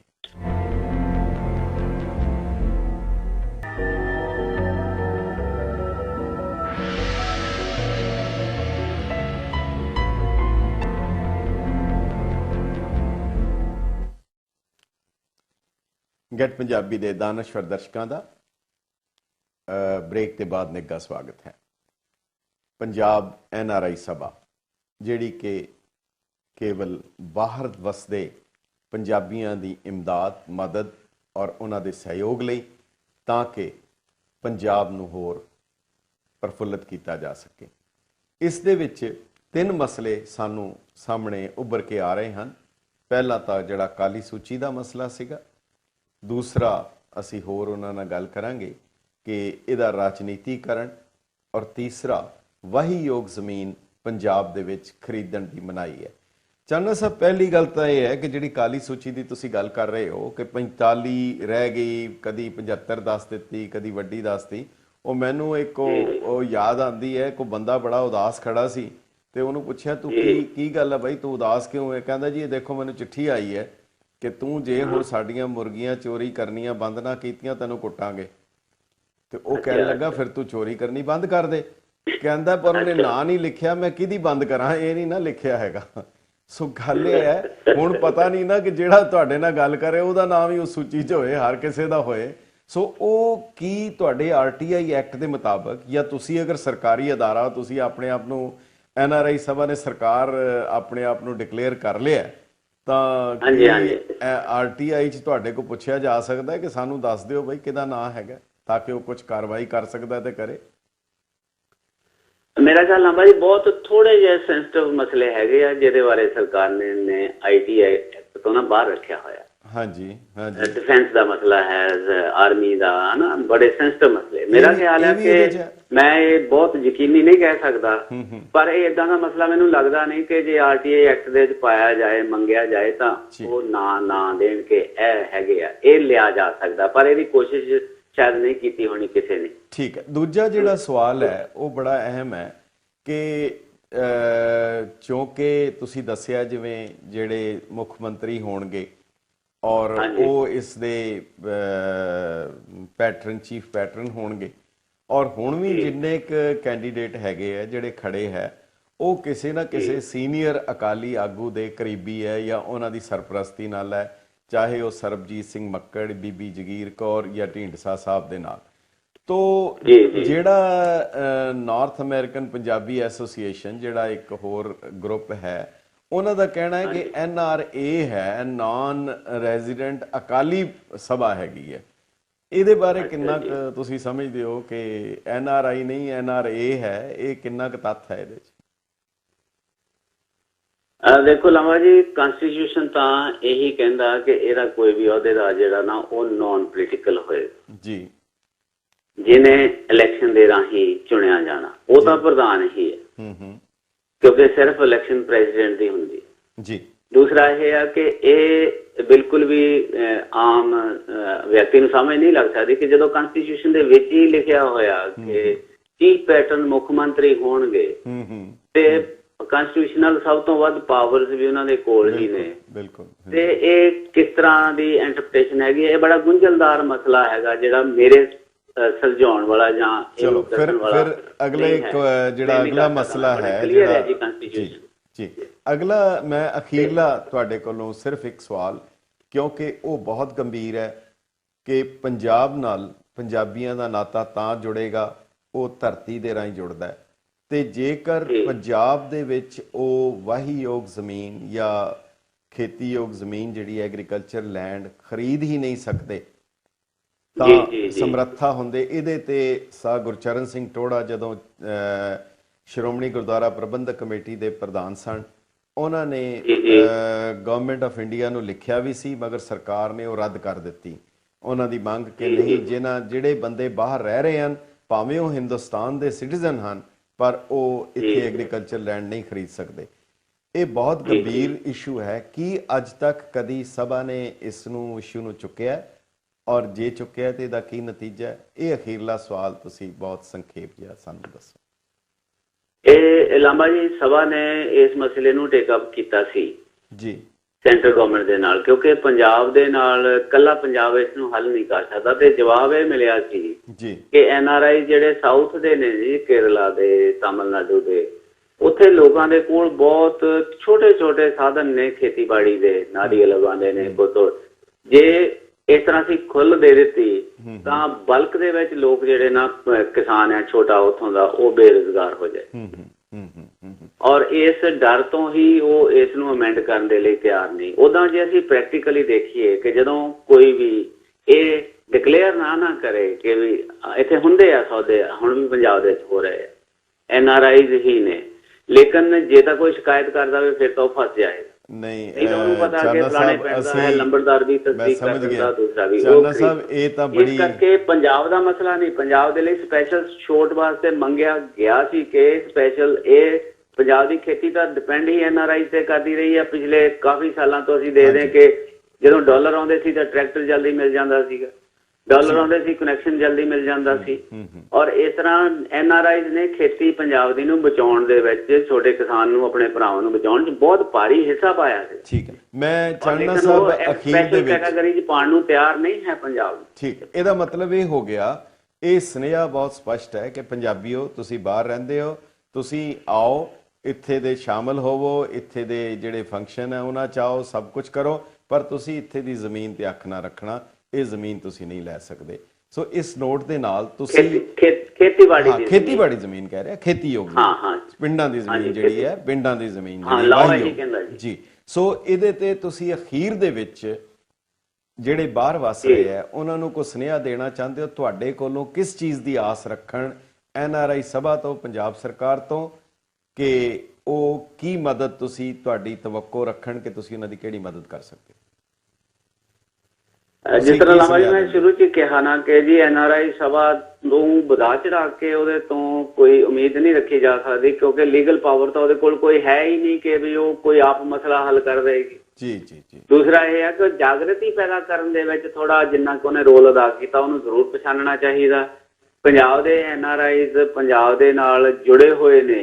ਇਸ ਦੇ ਰੀਸੈਂਟ ਹਿਸਟਰੀ ਦੇ ਵਿੱਚ, ਰੀਸੈਂਟ ਪ੍ਰੈਜ਼ੈਂਟ ਦੇ ਵਿੱਚ ਜਿਹੜਾ ਨਾ ਫਿਊਚਰ ਦੇ ਵਿੱਚ ਉਮੀਦ ਨਹੀਂ ਕੀਤੀ ਜਾ ਸਕਦੀ ਕਿ ਵੀ ਇੱਕਦਮ ਟੁੱਟ ਜਾਣਗੇ। ਕਹਿੰਦੇ ਹੈਗੇ ਕਿ ਨਵੀਆਂ ਜਨਰੇਸ਼ਨਸ ਨੂੰ ਸ਼ਾਇਦ ਮੁਸ਼ਕਲ, ਲੇਕਿਨ ਜਦੋਂ ਬਿਜ਼ਨਸ, ਪ੍ਰਾਪਰਟੀ, ਲਾਈਫ ਦੇ ਨਾਲ ਜੁੜਿਆ ਹੋਇਆ ਹੋਵੇ ਤਾਂ ਉਹਨੂੰ ਬੜੀ ਦੇਰ ਲੱਗਦੀ ਹੈ। ਇਸ ਕਰਕੇ ਉਹਨਾਂ ਨੇ ਜੁੜੇ ਹੀ ਰਹਿਣਾ ਆ। ਜੇ ਜੁੜੇ ਰਹਿਣਾ ਤਾਂ ਉਹਨਾਂ ਦੀਆਂ ਸਮੱਸਿਆਵਾਂ ਨੂੰ ਹੱਲ ਕਰਨਾ ਵੀ ਬੜਾ ਜ਼ਰੂਰੀ ਆ। ਸਾਨੂੰ ਉਮੀਦ ਰੱਖਣੀ ਹੁੰਦੀ ਹੈ ਸਰਕਾਰ ਤੋਂ ਜੀ। ਠੀਕ, ਬਹੁਤ ਬਹੁਤ ਕਿੰਨਾ ਕੁ ਧਿਆਨ ਦਿੰਦੀ ਜੀ। ਸਰਕਾਰ ਨੂੰ ਜਾਗਰਤ ਕਰਨ ਦੇ ਵਿੱਚ ਹਿੱਸਾ ਪਾ ਸਕਦੀ NRI ਸਭਾ। NRI ਸਭਾ ਆਪ ਹੱਲ ਨਹੀਂ ਕਰ ਸਕਦੀ, ਇਸ ਕਰਕੇ ਜਿੰਨਾ ਉਹ ਕਰ ਸਕਦੀ ਉਨੀ ਹੀ ਉਹਦੇ ਤੋਂ ਉਮੀਦ ਲਾਈ ਜਾਵੇ। ਔਰ ਦੂਸਰਾ ਇਹ ਆ ਕਿ NRIs ਜਿੰਨਾ ਆਪ ਜਾਗਰਤ ਹੋਣਗੇ, ਜਿੰਨਾ ਆਪ ਯੂਨਾਈਟ ਹੋਣਗੇ, ਉਨਾ ਪ੍ਰੈਸ਼ਰ ਜ਼ਿਆਦਾ ਵੱਧ ਜਾਏਗਾ। ਇਸ ਕਰਕੇ ਏਜੰਸੀ ਸਰਕਾਰ ਦੀ ਤਾਂ ਇਹ ਹੈ। NRIs ਵੀ ਜਿਹੜੇ ਵਰਲਡ ਥਰੂ ਆਊਟ ਦਾ ਵਰਲਡ ਰਹਿੰਦੇ ਨਾ, ਉਹ ਇਹਨੂੰ ਆਪਣੀ ਏਜੰਸੀ ਦੇ ਤੌਰ ਤੇ ਜੇ ਸਮਝਣਗੇ ਨਾ ਕਿ ਸਭਾ ਸਾਡੀ ਇੱਕ ਏਜੰਸੀ ਆ ਜਿਹਦੇ ਰਾਹੀਂ ਅਸੀਂ ਸਰਕਾਰ ਨੂੰ ਪ੍ਰੈਸ਼ਰਾਈਜ਼ ਕਰਨਾ, ਫਿਰ ਤਾਂ ਇਹ ਚੱਲ ਵੀ ਪਏਗੀ, ਠੀਕ ਤਰ੍ਹਾਂ ਚੱਲ ਪਏਗੀ, ਫਿਰ ਉਹ ਪਾਰਟਿਸਿਪੇਟ ਵੀ ਕਰਨਗੇ। ਹੁਣ ਇਹ ਆ ਕਿ ਜੇ 18,000 ਮੈਂਬਰ ਹੈ NRI ਸਾਹਿਬ, ਉਹਦੇ ਦੀ ਇਲੈਕਸ਼ਨ 'ਚ ਤਾਂ 1500 ਵੀ ਨਹੀਂ ਭਾਗ ਲੈਂਦਾ। ਬਿਲਕੁਲ। ਸੋ ਚਾਨਣਾ ਸਾਹਿਬ ਸਮਾਂ ਇਜਾਜ਼ਤ ਨਹੀਂ ਦਿੰਦਾ, ਕੌਨਸ਼ੀਅਸ ਨਹੀਂ ਹੈ ਤਾਂ ਉਹਦੇ ਤੋਂ ਜ਼ਿਆਦਾ ਉਮੀਦ ਨਹੀਂ ਲਗਾਈ ਜਾ ਸਕਦੀ। ਚਾਨਣਾ ਸਾਹਿਬ ਤੁਹਾਡਾ ਬਹੁਤ ਬਹੁਤ ਧੰਨਵਾਦ, ਤੁਸੀਂ ਬਹੁਤ ਅਹਿਮ ਜਾਣਕਾਰੀ ਦਿੱਤੀ। ਔਰ ਜਿਹਨੂੰ ਇੱਕ ਆਈਡੀਅਲਿਜ਼ਮ ਨਹੀਂ, ਰੀਅਲਿਸਟਿਕ ਜਿਹੜੀ ਸਟੇਜ ਹੈ ਕਿ ਬਹੁਤੀ ਆਸ ਨਾ ਰੱਖੋ, ਪਰ ਇਸ ਨੂੰ ਅਗਰ ਸਹਿਯੋਗ ਦੇ ਕੇ ਇਸ ਨੂੰ ਤਾਕਤਵਰ ਬਣਾਓ, ਜਿਹੜੀ ਉਹ ਤਾਕਤ ਤੁਹਾਡੇ ਕੰਮ ਆਏ। ਤੁਹਾਡਾ ਬਹੁਤ ਬਹੁਤ ਧੰਨਵਾਦ ਸਾਡੇ ਪ੍ਰੋਗਰਾਮ ਵਿੱਚ ਸ਼ਾਮਲ ਹੋਣ ਲਈ। ਗੈਟ ਪੰਜਾਬੀ ਅਦਾਰੇ ਵੱਲੋਂ ਔਰ ਦਰਸ਼ਕਾਂ ਵੱਲੋਂ ਤੁਹਾਡਾ ਬਹੁਤ ਬਹੁਤ ਧੰਨਵਾਦ, ਬਹੁਤ ਮਿਹਰਬਾਨੀ। ਥੈਂਕ ਯੂ ਲਾਂਬਾ ਸਾਹਿਬ, ਤੁਹਾਡਾ ਵੀ ਥੈਂਕ ਯੂ, ਸ਼ੁਕਰੀਆ। ਸੋ ਪਿਆਰੇ ਦਰਸ਼ਕੋ, ਇਹ ਸੀ NRI ਸਭਾ ਦੀ ਕਾਰਗੁਜ਼ਾਰੀ, ਉਸ ਦਾ ਮਕਸਦ ਔਰ ਉਹ ਕਿੱਥੇ ਤੱਕ ਜਿਹੜੀ ਹੈ ਕਾਮਯਾਬ ਹੋਏ ਹੈ। ਰਾਜਨੀਤੀ ਇੱਕ ਪਾਸੇ ਹੈ, ਉਹ ਜਿਹੜੇ ਭਖਦੇ ਮਸਲੇ, ਮੁੱਢਲੇ ਜਿਹੜੇ ਮੁੱਦੇ ਹਨ ਕਿ ਪੰਜਾਬੀ ਆਪਣੇ ਉਸ ਮੁੱਦਿਆਂ ਨਾਲ ਕਿੱਦਾਂ ਜੁੜੇ ਰਹਿਣ, ਉਸ ਐਗਰੀਕਲਚਰ ਲੈਂਡ ਦਾ ਮੁੱਦਾ ਹੈ ਜਾਂ ਹੋਰ ਜਿਹੜੇ ਮੁੱਦੇ ਹਨ, ਤੁਸੀਂ ਕੀ ਸਮਝਦੇ ਹੋ ਇਹ ਸਭਾ ਕਿੱਥੇ ਤੱਕ ਸਹਾਈ ਹੋ ਸਕਦੀ ਹੈ, ਜਾਂ ਤੁਹਾਡੇ ਕਿਹੜੇ ਹੋਰ ਮੁੱਦੇ ਹਨ ਜਿਨ੍ਹਾਂ ਬਾਰੇ ਉਹ ਕੁਝ ਕਰ ਸਕਦੇ ਹਨ? ਇਹ ਸਾਨੂੰ ਜ਼ਰੂਰ ਦੱਸੋ, ਤਾਂ ਕਿ ਤੁਹਾਡੀ ਆਵਾਜ਼ ਜਿਹੜੀ ਹੈ ਇਸ ਚੈਨਲ ਦੇ ਰਾਹੀਂ ਉਹ ਉੱਥੇ ਤੱਕ ਪਹੁੰਚੇਗੀ ਜਿੱਥੇ ਤੱਕ ਪਾਲਿਸੀਜ਼ ਬਣਨੀਆਂ ਹਨ, ਜਿਨ੍ਹਾਂ ਨੇ ਕੋਈ ਫੈਸਲਾ ਕਰਨਾ ਹੈ। ਤੁਸੀਂ ਸਾਨੂੰ ਸਟੂਡੀਓ ਦੇ ਦਿੱਤੇ ਨੰਬਰਾਂ ਦੇ ਉੱਤੇ ਕਾਲ ਕਰਕੇ ਆਪਣੇ ਸੁਝਾਅ ਜਾਂ ਵਿਚਾਰ ਜ਼ਰੂਰ ਦੇ ਸਕਦੇ ਹੋ। ਸੋ ਇਹ ਜਿਹੜੇ ਦੱਸਿਆ ਚਾਨਣਾ ਸਾਹਿਬ, ਜੋ ਕਿ ਉਹ ਖੁਦ ਇੱਕ ਕਾਨੂੰਨੀ ਤੌਰ ਦੇ ਉੱਤੇ ਵੀ ਇਸ ਸਭਾ ਦੇ ਨਾਲ ਜੁੜੇ ਰਹੇ, ਮੀਡੀਆ ਐਡਵਾਈਜ਼ਰ ਰਹੇ ਹਨ ਔਰ ਉਹਨਾਂ ਨੂੰ ਸਾਰਾ ਕੁਝ ਪਤਾ ਹੈ। ਪਰ ਹੁਣ ਜੋ ਹਾਲਤ ਹੈ ਉੱਥੇ ਦੀ, ਕਿਉਂਕਿ ਜਿਹੜੀਆਂ ਚੋਣਾਂ ਆ ਰਹੀਆਂ ਹਨ, ਇਹਨਾਂ ਚੋਣਾਂ ਦੇ ਵਿੱਚ ਸਪਸ਼ਟ ਤੌਰ ਦੇ ਉੱਤੇ ਜਿਹੜੇ 3 ਕੈਂਡੀਡੇਟ ਹਨ, ਉਹ ਤਿੰਨੋਂ ਹੀ ਇੱਕ ਪਾਰਟੀ, ਅਕਾਲੀ ਪਾਰਟੀ ਵੱਲੋਂ ਹਨ। ਇਹਦਾ ਮਤਲਬ ਕਿ ਦੂਸਰੀਆਂ ਪਾਰਟੀਆਂ ਨੇ ਇਸ ਦੇ ਵਿੱਚੋਂ ਧਿਆਨ ਦੇਣਾ ਬੰਦ ਕਰ ਦਿੱਤਾ ਹੈ। ਸੋ ਇਹ ਸਾਰੇ ਮੁੱਦੇ ਹਨ ਜਿਹੜੇ ਤੁਹਾਡੇ ਨਾਲ ਸੰਬੰਧ ਰੱਖਦੇ ਹਨ ਔਰ ਤੁਹਾਡਾ ਪੰਜਾਬ ਦੇ ਨਾਲ ਨਾਤਾ ਇਹਨਾਂ ਸਾਰੀਆਂ ਗੱਲਾਂ ਦੇ ਨਾਲ ਜੁੜਿਆ ਹੈ। ਤੁਹਾਡੇ ਵਿਚਾਰਾਂ ਦੀ ਸਾਨੂੰ ਲੋੜ ਹੈ। ਹੈਲੋ, ਸਤਿ ਸ਼੍ਰੀ ਅਕਾਲ ਭਾਜੀ। ਸਤਿ ਸ਼੍ਰੀ ਅਕਾਲ ਜੀ, ਕੌਣ ਬੋਲ ਰਹੇ ਵਿੱਚ? ਭਾਜੀ ਗੁਰਜੀਤ ਸਮਰਾ ਬੋਲਦਾ ਮੈਂ, ਨਵਾੜਾ ਤੋਂ। ਜੀ ਸਮਰਾ ਸਾਹਿਬ ਜੀ। ਭਾਜੀ ਮੈਂ ਤੁਹਾਨੂੰ ਪੁੱਛਣਾ ਸੀਗਾ, ਜਿੱਦਾਂ ਜਿਹੜਾ ਕਹਿੰਦੇ ਆ ਵੀ ਜ਼ਮੀਨ ਲੈ ਨਹੀਂ ਸਕਦੇ, ਜਿੱਦਾਂ ਜੇ ਸਿਟੀਜ਼ਨ ਅਮਰੀਕਾ ਦੇ ਆ, ਪਰ ਜੇ ਉਹਨਾਂ ਦੇ ਨਾਲ ਇੱਕ ਇੰਡੀਆ ਦਾ ਬੰਦਾ ਹੋਵੇ ਉਹਦੇ ਨਾਲ ਸਾਂਝੀ ਲੈ ਸਕਦੇ ਆ? ਨਹੀਂ ਲੈ ਸਕਦੇ, ਨਹੀਂ ਲੈ ਸਕਦੇ। ਔਰ ਇਹ ਹਾਂ ਨਾ, ਇਹ ਵੀ ਮੈਂ ਤੁਹਾਨੂੰ ਦੱਸਦੇ ਹਾਂ, ਤੁਹਾਨੂੰ ਸਪਸ਼ਟ ਕਰਦੇ ਹਾਂ। ਨਾ ਕੇਵਲ ਇਹ ਕਿ ਤੁਸੀਂ ਅਮਰੀਕਾ ਦੇ ਸਿਟੀਜ਼ਨ ਹੋ ਕੇ ਨਹੀਂ ਲੈ ਸਕਦੇ, ਜੇ ਤੁਸੀਂ ਅਮਰੀਕਾ ਦੇ ਸਿਟੀਜ਼ਨ ਨਹੀਂ ਵੀ ਹੈਗੇ, ਅਗਰ ਤੁਸੀਂ ਹਿੰਦੁਸਤਾਨ ਦੇ ਸਿਟੀਜ਼ਨ ਹੋ, ਫਿਰ ਵੀ ਤੁਸੀਂ ਪੰਜਾਬ ਦੇ ਵਿੱਚ ਜਾਂ ਦੇਸ਼ ਦੇ ਵਿੱਚ ਐਗਰੀਕਲਚਰ ਲੈਂਡ ਨਹੀਂ ਲੈ ਸਕਦੇ। ਜੀ ਬਹੁਤ ਬਹੁਤ ਧੰਨਵਾਦ ਤੁਹਾਡਾ। ਥੈਂਕ ਯੂ, ਸਤਿ ਸ਼੍ਰੀ ਅਕਾਲ। ਥੈਂਕ ਯੂ, ਸਤਿ ਸ਼੍ਰੀ ਅਕਾਲ ਜੀ। ਹੈਲੋ, ਹੈਲੋ, ਹਾਂਜੀ ਹਾਂਜੀ ਹਾਂਜੀ, ਹੁਕਮ ਕਰੋ, ਕੌਣ ਬੋਲ ਰਹੇ? ਮੈਂ ਕਰਨੈਲ ਸਿੰਘ ਬਰਾੜ ਬੋਲ ਰਿਹਾ ਜੀ। ਬਰਾੜ ਸਾਹਿਬ ਜੀ, ਬਰਾੜ ਸਾਹਿਬ ਹੁਕਮ ਕਰੋ।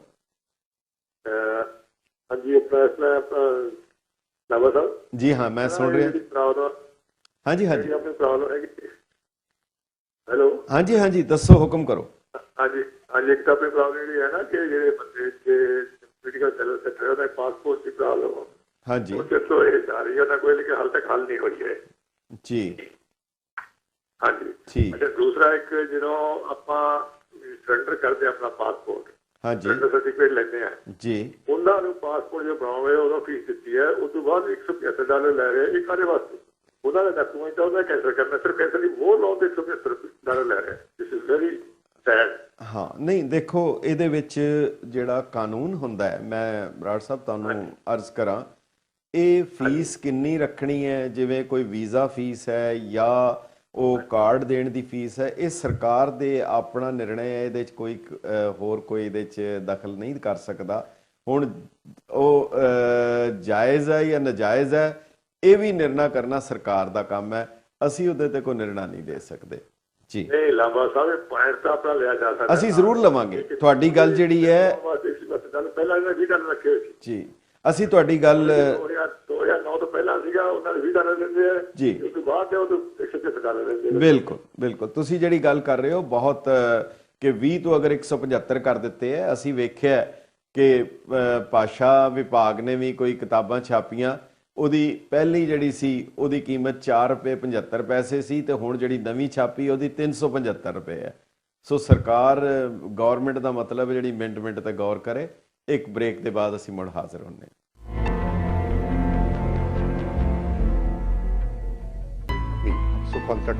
ਸੁਖਵੰਤ ਟੱਡਾ ਨਾਲ ਆਪਣੇ ਵਿਚਾਰ ਸਾਂਝੇ ਕਰਨ ਲਈ ਵੇਖੋ ਗੈਟ ਲਾਈਵ ਵਿਦ ਸੁਖਵੰਤ ਟੱਡਾ ਹਰ ਵੀਰਵਾਰ ਅਤੇ ਸ਼ੁੱਕਰਵਾਰ।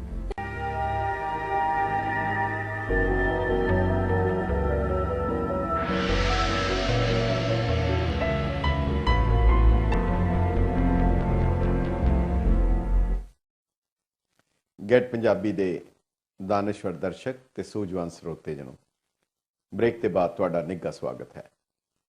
ਪੰਜਾਬ NRI ਸਭਾ ਦੀਆਂ ਚੋਣਾਂ ਹੋ ਰਹੀਆਂ ਹਨ, ਜਿਸ ਵਿੱਚ 3 ਦੇ 3 ਕੈਂਡੀਡੇਟ ਸ਼੍ਰੋਮਣੀ ਅਕਾਲੀ ਦਲ ਨਾਲ ਹਨ ਸੰਬੰਧਿਤ ਔਰ ਤਿੰਨੋਂ ਹੀ ਸੀਨੀਅਰ ਅਕਾਲੀ ਆਗੂਆਂ ਦੇ ਨਾਲ ਜੁੜੇ ਹੋਏ ਹਨ।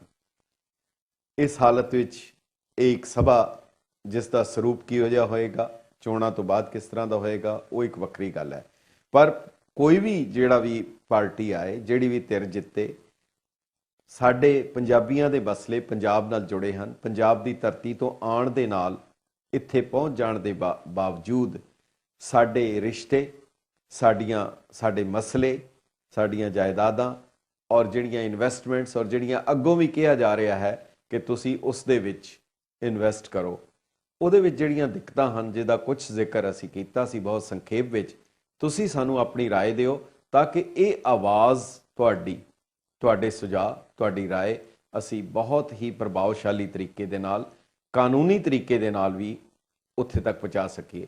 ਇੱਕ ਗੱਲ ਅਸੀਂ ਚੈਨਲ ਵੱਲੋਂ ਸਪਸ਼ਟ ਕਰ ਦੇਣਾ ਚਾਹੁੰਦੇ ਹਾਂ ਕਿ ਚਾਨਣਾ ਸਾਹਿਬ ਨੇ ਕਿਹਾ ਸੀ ਕਿ ਕਈ ਬੰਦੇ ਕਰੀ ਜਾਂਦੇ ਹਨ, ਜਿਹੜੀ ਐਗਰੀਕਲਚਰ ਲੈਂਡ ਬਾਰੇ ਸੀ।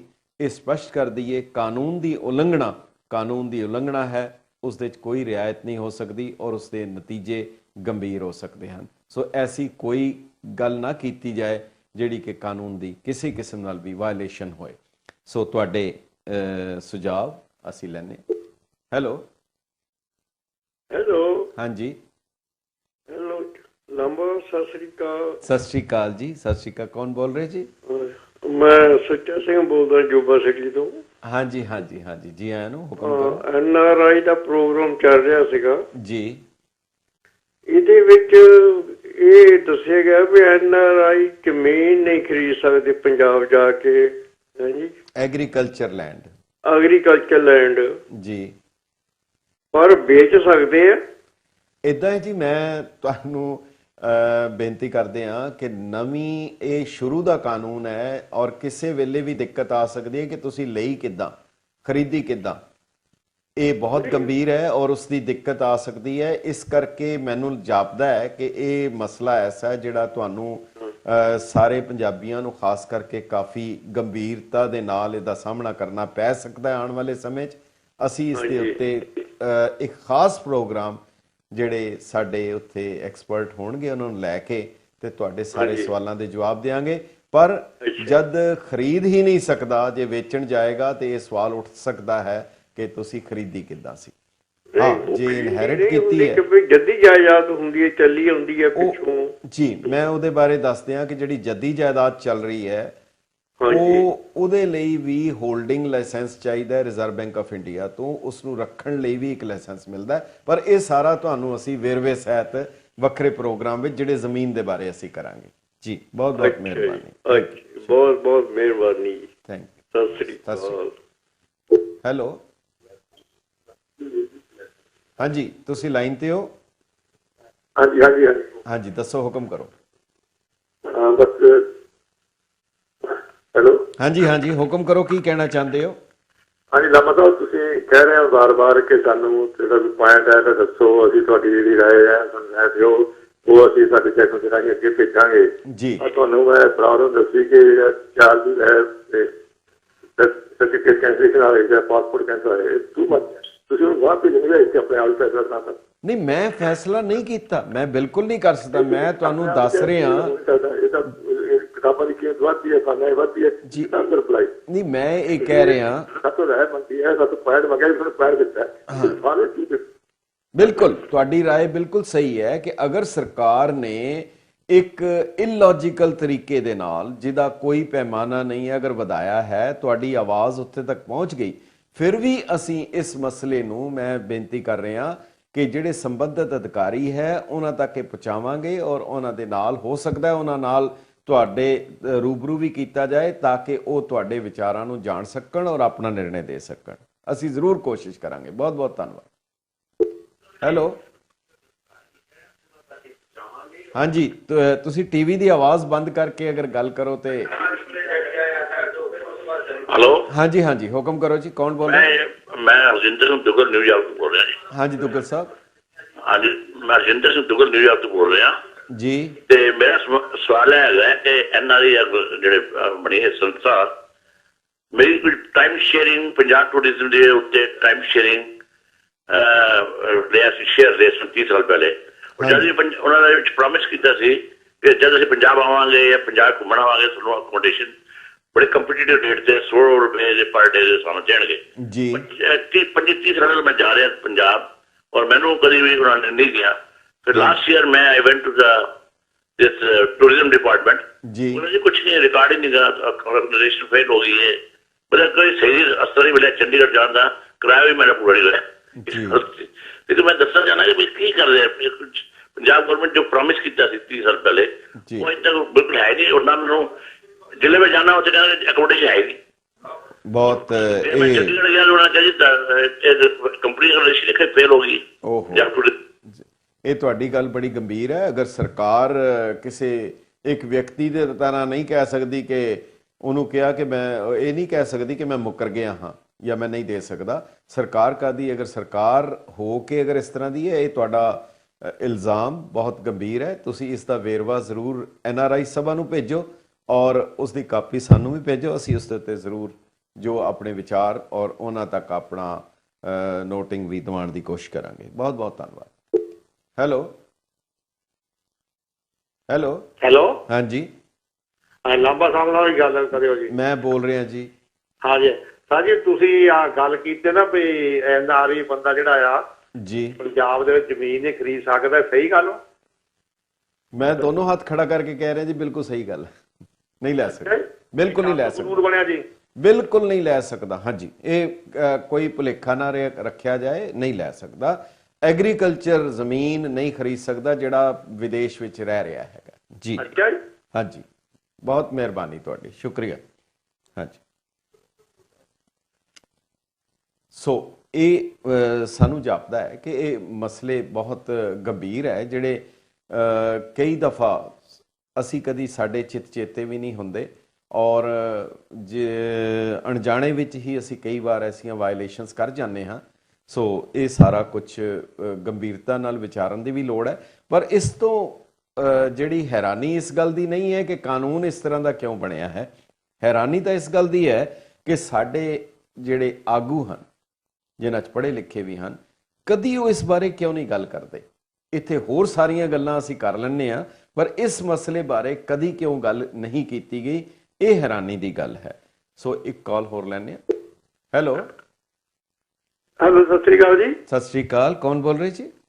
ਮੈਂ ਜੀ ਕਲੀਵਲੈਂਡ ਤੋਂ ਬੋਲਦਾ, ਨਿਰਮਲ ਸਿੰਘ ਜੀ। ਹਾਂਜੀ ਨਿਰਮਲ ਸਿੰਘ ਜੀ, ਜੀ ਆਇਆਂ ਨੂੰ। ਠੀਕ ਆ ਜੀ।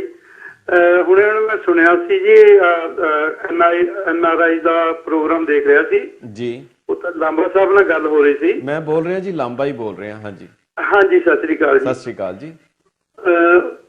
ਤੁਸੀਂ ਦੱਸਿਆ ਜੀ ਕਿ NRI ਇੰਡੀਆ ਦੇ ਵਿੱਚ ਜ਼ਮੀਨ ਨਹੀਂ ਲੈ ਸਕਦਾ। ਹਾਂਜੀ, ਐਗਰੀਕਲਚਰ ਲੈ ਚੁੱਕੇ ਆ। ਹਾਂਜੀ, ਮਤਲਬ ਇਹ ਕਾਨੂੰਨ ਪਹਿਲਾਂ ਦਾ ਬਣਿਆ ਜਾਂ ਹੁਣ ਬਣਿਆ ਜੀ? ਇਹ ਮੇਰਾ ਖਿਆਲ ਹੈ, ਜੇ ਮੈਂ ਗਲਤੀ ਨਾ ਕਰਾਂ ਤੇ 30 ਸਾਲ ਤੋਂ ਜ਼ਿਆਦਾ ਪੁਰਾਣਾ ਕਾਨੂੰਨ ਹੈ ਜੀ। ਅੱਛਾ ਜੀ। ਹਾਂਜੀ ਹਾਂਜੀ, ਫੋਰਨ ਐਕਸਚੇਂਜ ਰੈਗੂਲੇਸ਼ਨ ਐਕਟ ਦੇ ਵਿੱਚ ਨਹੀਂ ਜ਼ਮੀਨ ਖਰੀਦ ਸਕਦਾ। ਸ਼੍ਰੋਮਣੀ ਗੁਰਦੁਆਰਾ ਪ੍ਰਬੰਧਕ ਕਮੇਟੀ ਨੇ ਭਾਰਤ ਸਰਕਾਰ ਨੂੰ ਬੇਨਤੀ ਵੀ ਕੀਤੀ ਸੀ, ਮਗਰ ਉਹ ਬੇਨਤੀ ਰੱਦ ਕਰ ਦਿੱਤੀ ਗਈ ਸੀ ਜੀ। ਪਰ ਉਸ ਤੋਂ ਬਾਅਦ ਕੋਈ ਇਸ ਦੇ ਵਿੱਚ ਤਬਦੀਲੀ ਨਹੀਂ ਆਈ। ਹੁਣ ਜੋ ਕਾਨੂੰਨ ਮੌਜੂਦਾ ਦੇਸ਼ ਦਾ ਹੈ ਉਹਦੇ ਮੁਤਾਬਕ ਨਹੀਂ ਲੈ ਸਕਦਾ। ਬਹੁਤ ਬਹੁਤ ਧੰਨਵਾਦ ਤੁਹਾਡਾ, शुक्रिया, thank you. Thank you. Hello hello, हाँ जी, हाँ जी, ਅਸੀਂ ਲਾਂਬਾ ਸਾਹਿਬ ਨਾਲ ਗੱਲ ਕਰ मैं ਸਕਦੇ बोल रहा जी, गुरचरणजीत सिंह लांबा ही बोल रहा जी, हुक्म करो, कौन बोल रहे? ਮੇਰਾ ਨਾਮ ਸਿਮਰਜੀਤ ਹੈ ਜੀ। ਤੇ ਜਿਹੜੀ ਤੁਸੀਂ ਕਹਿੰਦੇ ਆ ਜ਼ਮੀਨ ਜਿਨ੍ਹਾਂ ਕੋਲੇ ਪਹਿਲਾਂ ਪ੍ਰਾਪਰਟੀ ਖਰੀਦ ਚੁੱਕੇ ਆ ਜਦੋਂ ਉੱਥੇ ਇੰਡੀਆ ਰਹਿੰਦੇ ਸੀ, ਉਹਦਾ ਕੀ ਬਣੇਗਾ ਜੀ?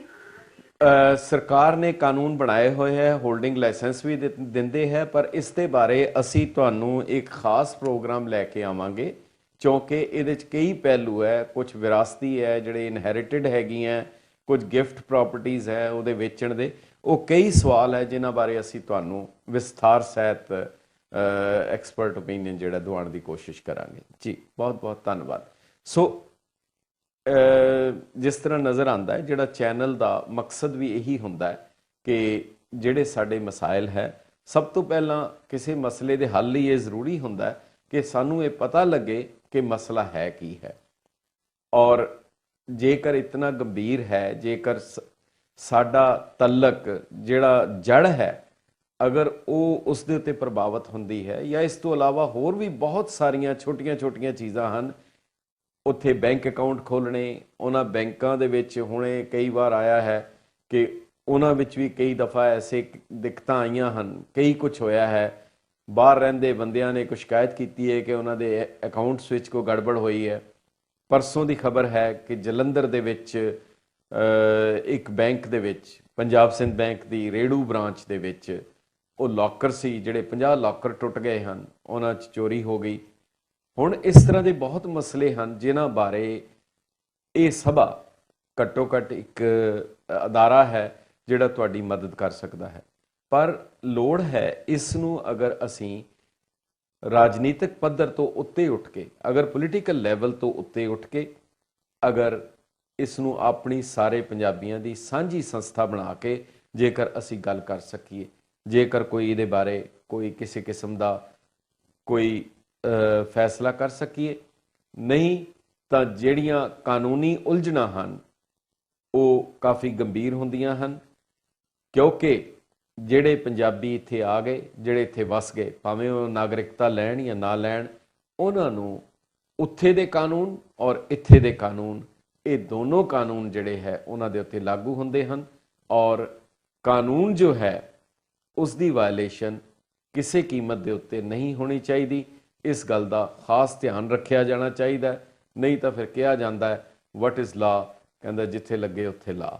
ਸੋ ਐਸਾ ਨਾ ਹੋਏ, ਸਾਨੂੰ ਗੰਭੀਰਤਾ ਦੇ ਨਾਲ ਸਾਰੀ ਚੀਜ਼ ਨੂੰ ਦੇਖਣ ਦੀ ਲੋੜ ਹੈ। ਇਹ ਪ੍ਰੋਗਰਾਮ ਤੁਹਾਨੂੰ ਕਿਸ ਤਰ੍ਹਾਂ ਦਾ ਲੱਗਾ, ਤੁਸੀਂ ਸਾਨੂੰ ਈਮੇਲ ਕਰ ਸਕਦੇ ਹੋ। ਇੱਕ ਪ੍ਰੋਗਰਾਮ ਹੋਰ ਲੈ ਕੇ ਫਿਰ ਹਾਜ਼ਰ ਹੋਵਾਂਗੇ, ਤਦ ਤੱਕ ਇਜਾਜ਼ਤ ਦਿਓ। ਬਹੁਤ ਬਹੁਤ ਧੰਨਵਾਦ। ਵਾਹਿਗੁਰੂ ਜੀ ਕਾ ਖਾਲਸਾ, ਵਾਹਿਗੁਰੂ ਜੀ ਕੀ ਫਤਿਹ।